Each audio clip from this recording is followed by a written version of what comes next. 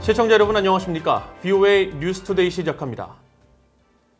북한은 핵무기를 정권 보호에 필수적인 것으로 보고 있다고 존 래클리프 미국 국가정보국장 지명자가 밝혔습니다. 하지만 북한은 제재 완화를 위해 일부 핵과 미사일을 양보할 수도 있다며 미국 정보당국의 기존 평가를 재확인했습니다.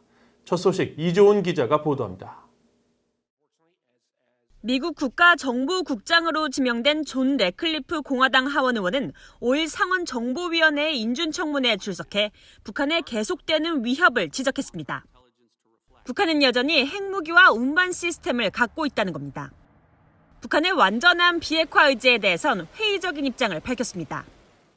북한은 군사 행동으로부터 정권을 보호하고 국제사회에서 입지를 확보하는 데 핵무기를 필수적인 것으로 계속 보고 있다는 겁니다. 다만 북한은 제재 완화와 정치적 이득을 위해 일부 핵과 미사일 양보를 거래할 수도 있다고 말했습니다. 북한 등에 대한 정보당국의 정보 수집 활동이 충분히 이뤄지고 있냐는 질문엔 긍정적으로 평가했습니다. Challenge with North Korea is visibility, and I think that my impression from the outside, like you as a member of an oversight committee of intelligence, is that we have very good collection. 미북 비핵화 협상 국면에도 불구하고 북한의 위험은 변하지 않았다면서도 외교적 협상을 강조했습니다. I view North Korea as the same danger that they have been. I understand and I appreciate the diplomatic negotiations that are taking place. 래클리프 지명자는 미국이 북한의 핵 확산 개발 후퇴에 진전이 있었는지에 대해선 판단을 유보했습니다.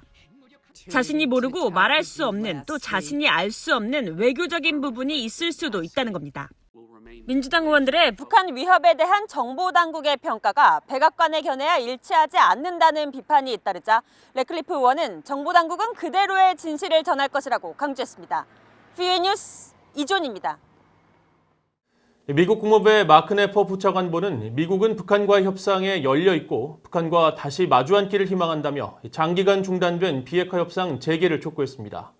미한 방위비 분담금 협상에 대해서는 한국이 좀 더 유연함을 보여줄 것을 바랐습니다. 김칸희 기자가 보도합니다. 워싱턴의 민간단체인 전략국제문제연구소 CSIS가 주최한 온라인 세미나에 참여한 마크 네퍼 국무부 한국 일본 담당 부차관보는 비핵화 협상에 대한 미국의 입장을 다시 확인했습니다. 미국 비핵화 협상에 대해 북한이 어떤 결론을 내렸든지 미국은 여전히 외교에 열려 있다면서 북한의 협상 재개를 촉구했습니다. We remain committed to fulfilling the promise of the 2018 Singapore statement, and we look forward to being able to sit down once again with the North. 네퍼 부차관보는 또 북한 김정은 위원장이 건강 이상설 속에 20일 동안 모습을 보이지 않았던 당시 정보 공유 상황을 설명했습니다. 미국은 한국, 일본과 긴밀하게 정보를 주고받으면서 협력했다면서 동맹 간 정보 공유의 중요성을 강조했습니다. This most recent curiosity involving the disappearance of Kim Jong-un, I mean, definitely invited a lot of good, close info sharing and coordination between us and our colleagues in both Seoul and in Tokyo. 그러면서 한반도 내 어떤 사안이 생기면 미국이 가장 먼저 대화하는 나라는 한국과 일본이라면서 특히 화염과 분노로 대변되는 2017년 미북 긴장 상황 등 최근 몇 년 동안 북한과 관련된 사안에서 미국은 한국과 일본보다 더 잘 공조하고 있는 나라는 없다고 말했습니다. 미한 방위비 분담금 협상과 관련해서는 미국의 기존 입장을 재확인했습니다. 미국은 그동안 많은 유연함을 보여줬다면서 한국이 더 많은 유연성을 보여야 한다는 것입니다. We believe our side has been very flexible up until now, and we're looking for some flexibility on the part of the Korean side too. 네퍼 부차관보는 포괄적인 방위비 분담금 협상이 타결된다면 한국 국회에서 비준 동의안이 빨리 처리되길 희망한다고 말했습니다. 이어 미국과 한국이 입장 차이를 좁힐 협상 방법을 계속 찾을 것이라면서도 진전 여부에 대해서는 언급하지 않았습니다. VOA 뉴스 김칸입니다.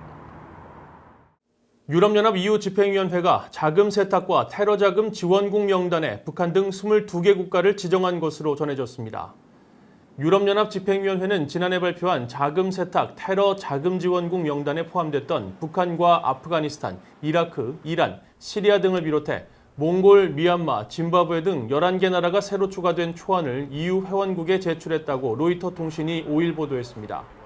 또 지난해 명단에 올랐던 모든 국가가 자금 세탁과 테러 자금 지원 문제 해결을 위해 관련 법규를 개정하겠다고 약속했지만 북한만 아무 반응이 없었다고 로이터 통신은 전했습니다. EU 집행위원회는 지난해에도 돈 세탁과 테러 자금 지원국 지정안을 만들었지만 EU 회원국들의 반대로 공식 승인되지 못했으며 이번 명단 지정안에는 EU 은행과 금융기관의 의심스러운 자금 흐름 점검을 더 강화하라는 내용이 포함된 것으로 알려졌습니다. 독일 당국이 베를린 주재 북한 대사관에서 불법 영업 중이던 시티 호스텔이 폐쇄됐다고 밝혔습니다.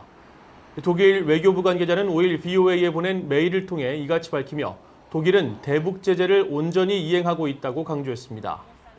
베를린 주재 북한 대사관 측은 지난 2007년부터 대사관 건물을 임대해 시티 호스텔이 영업을 해왔으며 지난 2016년 유엔 안보리의 대북 결의 2322로 채택 이후 북한의 외교공간 임대가 금지되면서 제재 위반 논란이 불거졌습니다.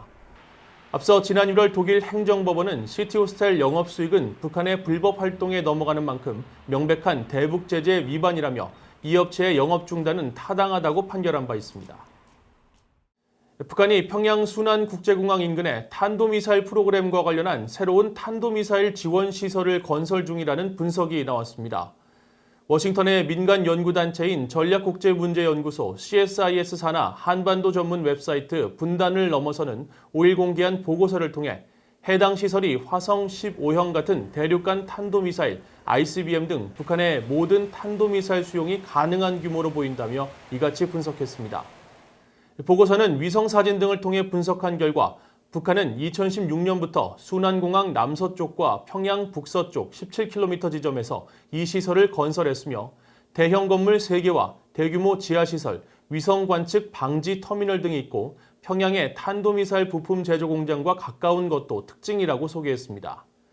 보고서는 그러나 이 시설의 정확한 기능은 분명하지 않다면서도 시설 규모와 배열 등으로 볼 때 탄도미사일 지원을 위한 설계로 보인다며 올해 말이나 내년 초에 공사가 완료될 것으로 전망했습니다. 이상으로 VOA 뉴스투데이를 마칩니다. 시청해주신 여러분 고맙습니다.